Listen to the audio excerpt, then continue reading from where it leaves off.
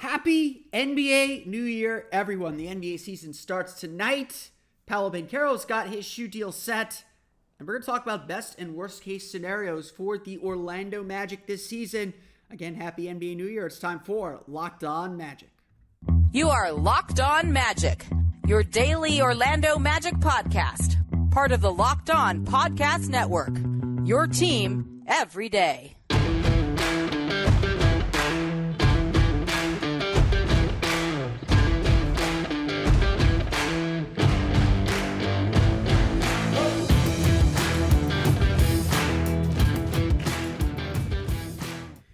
And you are indeed Locked On Magic. Today is October 18th, 2022. Happy NBA New Year. My name is Philip Rossman-Reich. I'm the site expert and editor over at OrlandoMagicDaily.com. Of course, follow me on Twitter at PhilipRR_OMD. On today's episode of Locked On Magic, Paolo Banchero has his shoe deal and gets the full rollout for it. Plus, best and worst case scenarios for the Orlando Magic as they get ready to play the Detroit Pistons tomorrow night. We'll preview that game tomorrow. Don't worry about it. But today we're going to focus on the bigger picture for the Orlando Magic. Before we do any of that, though, we want to thank you again for making Locked On Magic part of your day every day. No matter when you listen to us, whether it's first thing in the morning, whether it's right when we upload, we truly appreciate you making Locked On Magic part of your day every day. Remember, this is a great Locked On podcast covering every single team in the NBA. Just search for Locked On and the team you're looking for, the Locked On Podcast Network. It's your team every day. Not a lot in the way of news for the Orlando Magic as we get ready for the season to begin. Just a general level of excitement for this season to start and for things to get going. It's definitely, you can definitely feel it in the Advent Health Training Center. Everyone is ready to go, and everyone is, they're still buttoning some things up, still tightening some things up, but everyone is ready for the season to start. And obviously, kind of the biggest storyline for the Magic, at least the biggest storyline nationally, it is to watch the development of top overall pick Paolo Banchero. Yes, Paolo Banchero was the leading scorer for the Magic in the preseason with 14 points per game. Played really solidly. Not spectacularly, not like overdoing it, not going above and beyond, but just very solidly throughout the course of each of his games that he played. Definitely looked more comfortable as the preseason went on and as things went on. So there's definitely a high level of optimism and a high level of trust that Paolo is going to do well. And we'll talk more about that, what some of the players had to say about that tomorrow. But the big news coming out on Monday was Paolo Banchero getting a full ad for Jordan Brand. Paolo Banchero is signed with Jordan Brand as his official shoe wearer. I don't know what that is, but Nike and Jordan rolled out the red carpet for the number one overall pick. He got a full ad, including a kind of I guess it was a staged, but a sit down with the man who got Michael Jordan on board with Nike at the restaurant in Oregon where he ate before meeting with Jordan. So really, I mean, Nike and Jordan obviously do a great job with their ads, but it's a really good ad, and it was a really good kind of passing of the legacy, so to speak. That's not putting any pressure on Paolo, I hope, because, as Wendell Carter really said it best, we don't need him to score 40 every night. We're going to play by committee, but he's going to have a career night sooner than later. Undoubtedly, the excitement over Paolo Banchero is palpable. The Magic haven't had a scorer of his capabilities in a very, very long time. That's no offense to any of the guys that are on the roster. Franz Wagner's definitely a capable scorer too, but Paolo definitely has the skills and the talent to be something very special. There's a reason why getting the number one pick feels like a big step forward for this team in its rebuild. Getting the number one pick probably changed a whole bunch of things and a bunch of thoughts that the Magic had for this offseason. All of a sudden, they had a number one guy, or what they think could be a number one guy, that they can build and shape their roster around. And this season is very much about finding out how best to shape that roster. As I've kind of said, I believe that this season for the Magic is really about beginning to see what the picture on the puzzle box looks like. and figure out which pieces you have and which pieces you don't. So again, this season is not about winning. We're going to get into some of those best case and worst case scenarios here in a moment. But this season isn't about winning. It is truly about the development of Franz Wagner, the development of Paolo Banchero, the development of Wendell Carter, the development of all these players, and figuring out how this team moves forward. We should have a clearer idea of this team's timeline to competition, to this team's needs and wants, and we can definitely say there's a few right now. We can definitely kind of foretell where this team needs to go now. By the end of the season, we need to know exactly what the next steps are for this team and really hold them to account to take care of at least some of them. I don't think they have to solve all their problems in one summer, but they have to start taking those steps forward, especially because the clock is starting to tick on Franz. The clock is obviously always ticking on a potential star like Paolo Banchero. But the Magic now have a guy that people want to see. And again, you don't always use external pressure and external expectations to set what your team is about, but there's no doubt that Paolo Banchero has changed everything. And having a guy who is in a national ad campaign, who is a featured player in the Jordan brand, that's a big deal. No doubt that is a big deal for this team, for Paolo, for everyone. And it is a place where the Magic can begin growing. I'm not a big shoe guy. I'll fully admit that. I think it's awesome Obama's wearing T-Max, to be perfectly honest. Those were my first basketball shoes. That's frankly, that's part of the culture that I'm not so into, but it's still pretty cool to see Paolo, getting this attention, getting this hype early. Obviously, he has to live up to that hype. And that's something that he's always done, and there's no reason to think that he will not live up to that hype to some extent. But this is the expectation that's being set for him and for this team. And so now we should turn our attention to the bigger picture, to the larger scope of the season. It is the NBA New Year. It is NBA opening night. The Boston Celtics taking on the Philadelphia 76ers tonight. Followed by the Los Angeles Lakers taking on the Golden State Warriors. It's going to be a fun night of basketball as the NBA regular season tips off tonight. Full slate of games tomorrow, including the Magic taking on the Detroit Pistons, a battle of the two former number one overall picks in Cade Cunningham and Paolo Banchero. That'll come tomorrow night at 7 p.m. Today is a good day to take a step back and think about the season as a whole and what this season can be. I'll provide some predictions and some thought, but I want to go over what the best case scenarios are and what the worst case scenarios are and find what's likely to happen somewhere in the middle. We're going to do that coming up here in just a moment. But first, a quick word from our pals at LinkedIn. These days, every new potential hire can feel like a high-stakes wager for your small business. You want to be 100% certain that you have access to the best qualified candidates available. And that's why you have to check out LinkedIn Jobs. LinkedIn Jobs helps find the right people for your team faster and for free. It's so easy to create a free job post on LinkedIn Jobs. And plus, LinkedIn is the number one professional network out there. I'm pretty sure it is. Everyone's on it. You may not want to be on it, but everyone's on it. And so there's literally a database of so many potential hires, so many potential jobs if you're looking to get hired on LinkedIn. So go to LinkedIn, create that free job post on LinkedIn Jobs, add your job and the purple hiring frame to your LinkedIn profile to spread the word that you're hiring. Simple tools like screening questions make it easy to focus on candidates with just the right skills and experience so you can quickly prioritize who you'd like to interview and hire. It's why small businesses rate LinkedIn Jobs number one in delivering quality hires versus leading competitors. LinkedIn Jobs helps you find the qualified candidates you want to talk to faster. Post your job for free at linkedin.com/LockedOnNBA. That's linkedin.com/LockedOnNBA to post your job for free. Terms and conditions apply.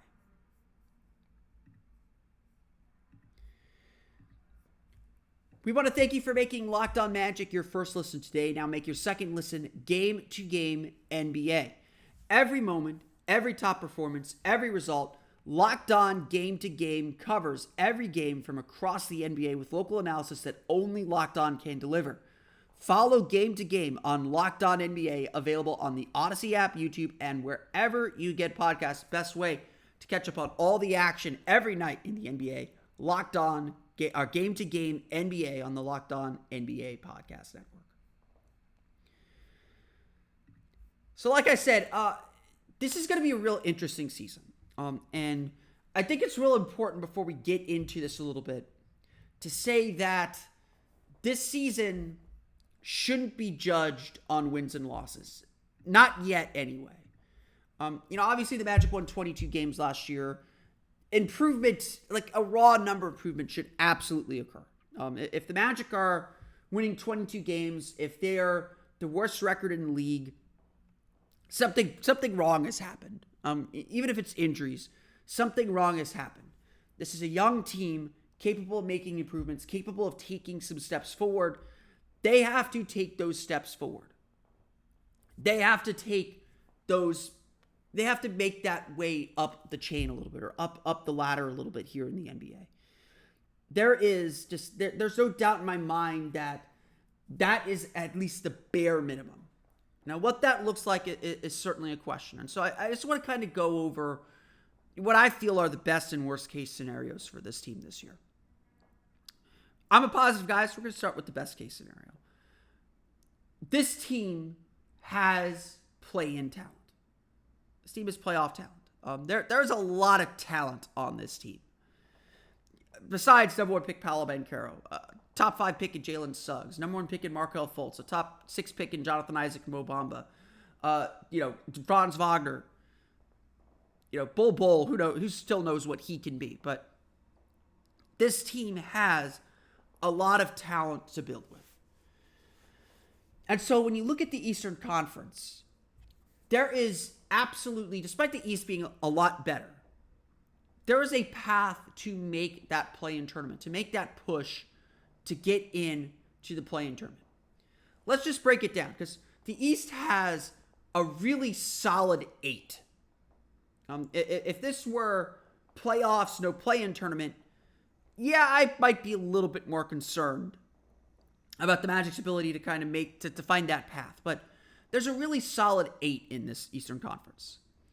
Philadelphia, Milwaukee, Boston, Miami, those 4 teams are probably your title contenders. Those are the teams that probably enter the season realistically thinking they can win a title. And yes, Brooklyn's in there somewhere. I'm not as high on Brooklyn as others. Atlanta, Cleveland are your kind of teams on the rise. They could sneak in there, could sneak into that contenders group, although I don't think they're quite ready to contend. Brooklyn, like I said, is Brooklyn. Who knows what they are?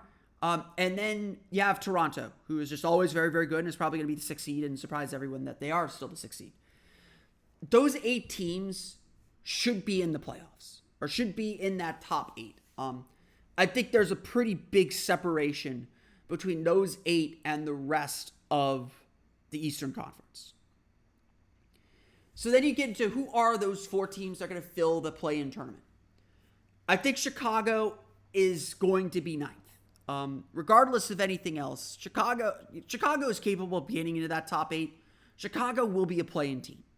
And that should make Magic fans fairly happy, because that means they are likely to get their pick in the draft lottery, even if it is in the lower end of the lottery. But beyond that 10th spot feels wide open. Personally, my predictions, I've kind of gone through my list here. My prediction is that Washington is going to get that 10th spot.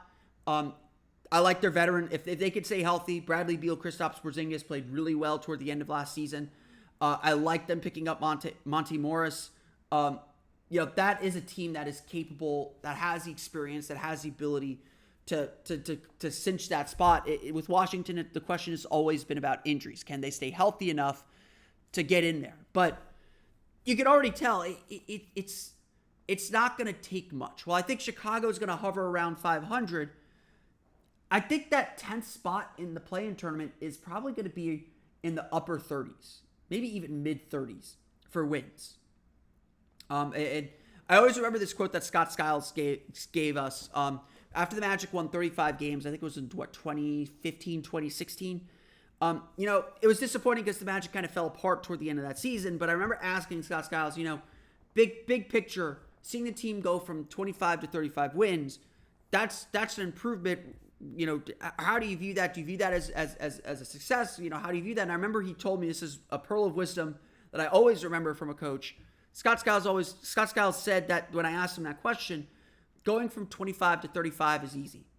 Going from 35 to 50 is the hard part, or 35 to 45 is the hard part. And to that extent, Scott Skiles is 100% correct. The difference between the Magic winning 22 games last year and maybe winning 8 games, was all the injuries they had.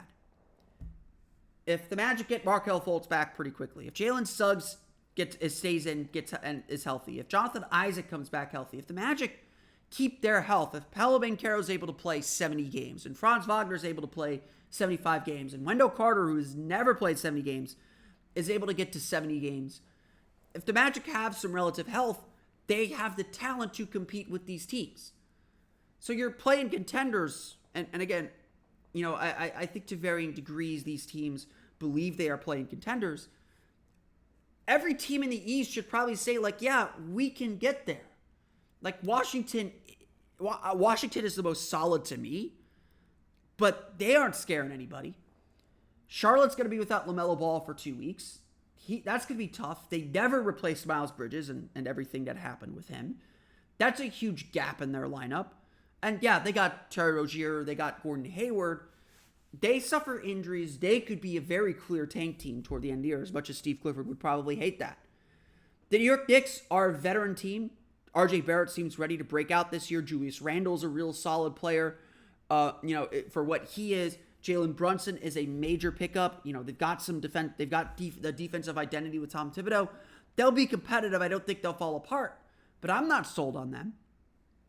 You've got young teams in Detroit and Orlando who, if you just give them a little bit of wiggle room to sneak through and they gain a little bit of confidence at the right time, there is no reason to think that either Detroit or Orlando could not be competitive for a play-in tournament.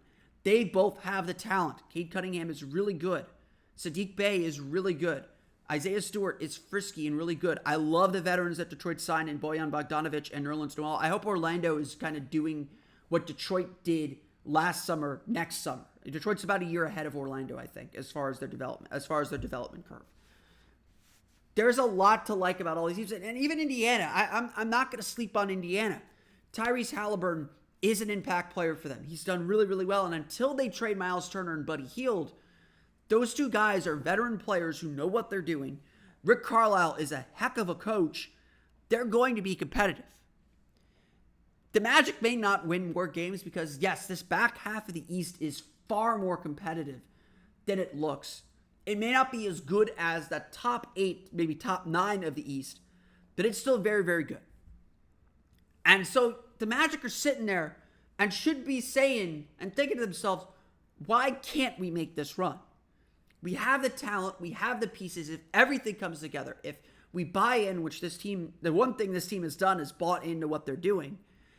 If everything comes together, why can't the Magic make the play-in tournament? Why isn't that something that's in the realm of possibility? I've seen national media say the Magic could be a sneaky play-in team that believe in what this team is doing. So the optimists are 100% right that, yes, there is a path for the Magic to make the play-in tournament this year. And doing so would be a dream, would be a confirmation of everything that this team is trying to work for, and would lead to some fun and interesting decisions in the offseason about how this Magic team develops further. Whether they are able to take those next steps, whether they can take those next steps internally, or whether they should come from external sources. And obviously the Magic, in that case, would have a couple of kind of late team picks to choose from. I, on this podcast, like to be a realist. I don't like to necessarily get into the hysterics or into the daily emotions that fans get into. I'm very much a stay level guy. I'm around these guys enough that, you try not to get too high. You try not to get too low. I try to put games in the context of the bigger season. So I try to be the realist on this show. In my heart, I am an optimist. And I while I will not sit here and predict the Magic will make the play-in tournament, because I just, again, we'll get into some of the worst case scenarios here. There is absolutely a path for this team to do so. There is in the vast expanse of the multiverse, there is absolutely a universe where the Magic make the play-in tournament this year with this team. They have the talent. They have the buy-in. It's just about getting the confidence. It's about getting the experience. It's about finding the consistency. All the things the Magic have talked about, the details, the little things. Doing all those things right and well will lead to results, because this East is set up. It's got one spot open, and every team in the East should feel that spot can be theirs. Now, of course, the Magic aren't outwardly going to say this goal. They aren't outwardly going to say it. Several players have said, yeah, we absolutely should be a play-in team, including Gary Harris, which I would say his word carries a little bit more worth than a lot of the younger players. But this is still going to be a long path ahead. And I think it's important to understand why the most of the predictions that are going around, even some of the more pessimistic ones, do carry some weight. We're going to talk about worst case scenarios for the Orlando Magic coming up here in just a moment.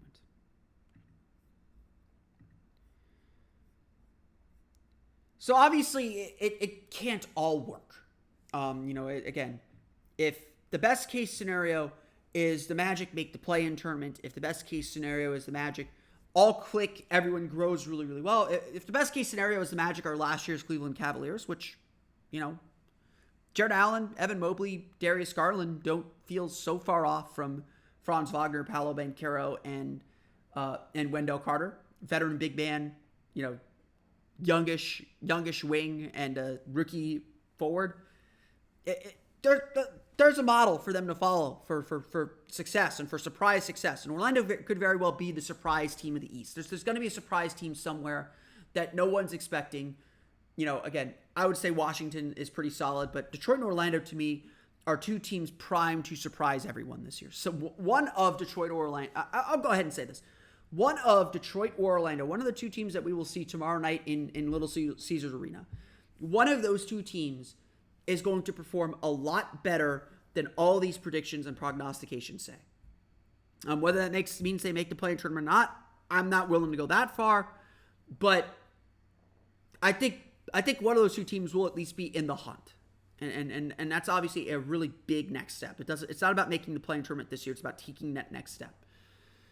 Of course, there is still a lot working against this team, and I will say the biggest concern that I still have about this team is its lack of veteran leadership. I love Gary Harris. I love Terrence Ross. But this team is still being led by a bunch of children, to be perfectly frank.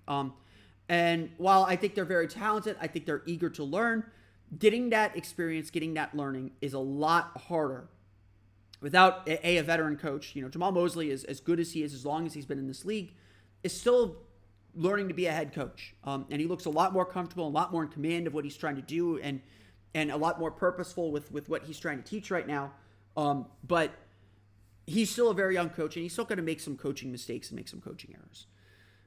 Beyond that, though, the veteran thing is a concern for me just because it's a lack of consistency. I will say this. Throughout the preseason, Orlando did a much better job limiting their mistakes, not repeating their mistakes, and taking steps forward on that front. So I think there is a lot to be satisfied with when it comes to how the Magic played, and the steps that they were taking, and the steps that the coach wants them to take, as far as being accountable, as far as limiting mistakes and taking steps forward. And again, we'll see how that plays out in the regular season, but I thought in the preseason the Magic did a good job kind of limiting the damage of their own mistakes, if that makes sense.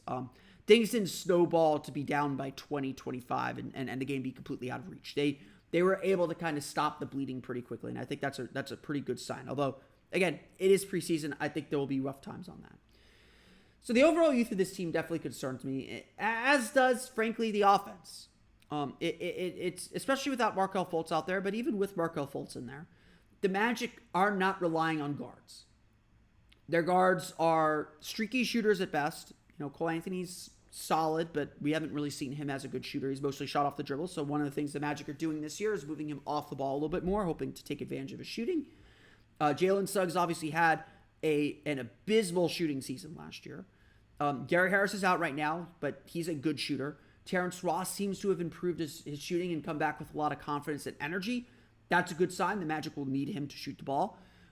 This team wants to shoot threes. They were surprisingly high on the number of attempts per game last year and not surprisingly low on the number of three-point makes and their three-point percentage.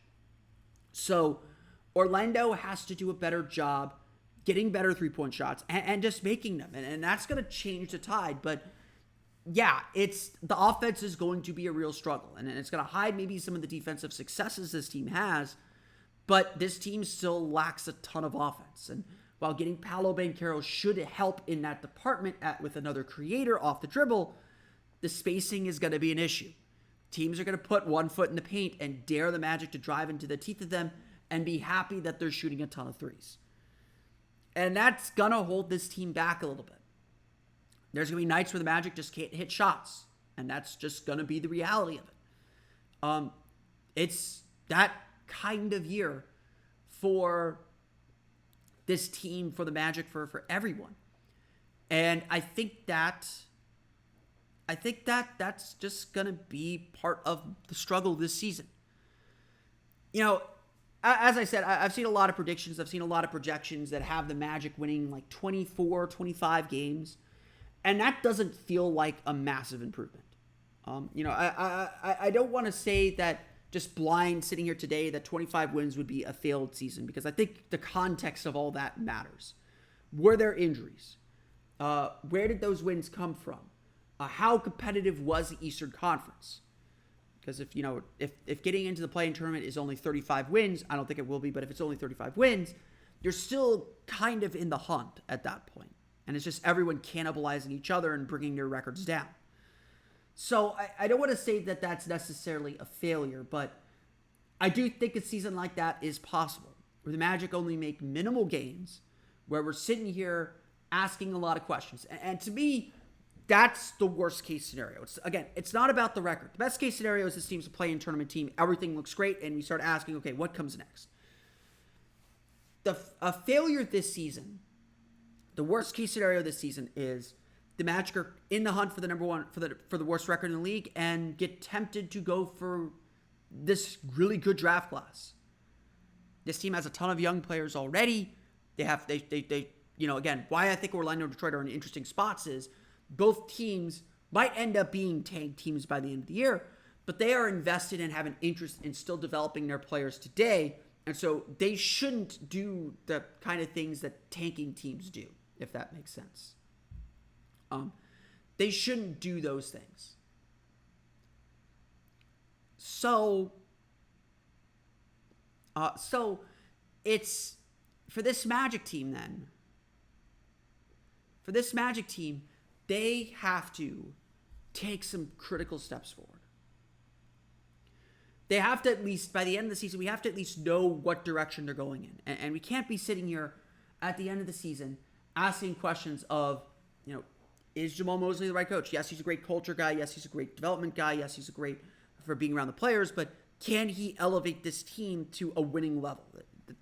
That we should at least have an idea of the answer to that question by the end of the year. We shouldn't be asking, can this group work together? We should know, maybe who doesn't fit and who does fit, but we should have a pretty good idea of who this team's core is and whether they can succeed together. The last thing we want is a repeat of being, frankly, stuck with Nikola Vucevic, Evan Fournier, and Aaron Gordon. As talented as those guys are, the fit the Magic never really put them in a good place to fit, but that fit just never worked. And had limited success, obviously, but just never worked. Basically, again, my goal for the Orlando Magic this year, this is as clear as I can put it. The Magic have to have a better idea of what this team looks like when it's competitive, because next year needs to be a competitive year. Whether that is play-in tournament, whether that is playoffs, next year needs to begin. Next year wins need to matter. Not that wins don't matter this year, but next year's not a learning year. Next year is a winning year. It's a year to compete, a year to play. And the Magic have to have an understanding exiting the season of how to make that a reality. And so the worst case scenario is this team is spinning its wheels still. This team is still at the bottom of the standings. And while yes, the temptation, and I'll say the Scoot Henderson would be perfect for this team, as good as Victor Wembanyama is. I'm still taking Victor 1, but this team has to take steps forward this year. That's the bottom line. That's it. That's the baseline for everything. This team has to improve, and they have to look like they can be a winning team next season, a competitive team next season. That's the goal, and that's all that matters. And that's all that they're working toward. Obviously, we have 82 games to figure all of this stuff out. I want to thank you all again for listening to today's episode of Locked On Magic. Of course, find me on Twitter at @PhilipRR_OMD. Subscribe to the podcast at Apple Podcasts, Stitcher, TuneIn, Himalaya, Google Play, Spotify, Odyssey, and all of the places along podcast to your podcast-enabled listening device. For the latest on the Orlando Magic, be sure to check out OrlandoMagicDaily.com. Follow us there on Twitter at OMagicDaily. Now that you're done listening to us, go check out Locked On NBA. The NBA season is here. Our local NBA experts and insiders have you covered on and off the court all season long. All the biggest stories around the NBA every Monday through Friday in less than 30 minutes. It's available on YouTube, Odyssey, and wherever you get podcasts. That's going to do it for me today, though. I want to thank you all again for listening to today's episode of Locked On Magic. Happy NBA New Year for Locked On Magic and Orlando Magic Daily. This has been Philip Rossman. We'll see you all again next time for another episode of Locked On Magic.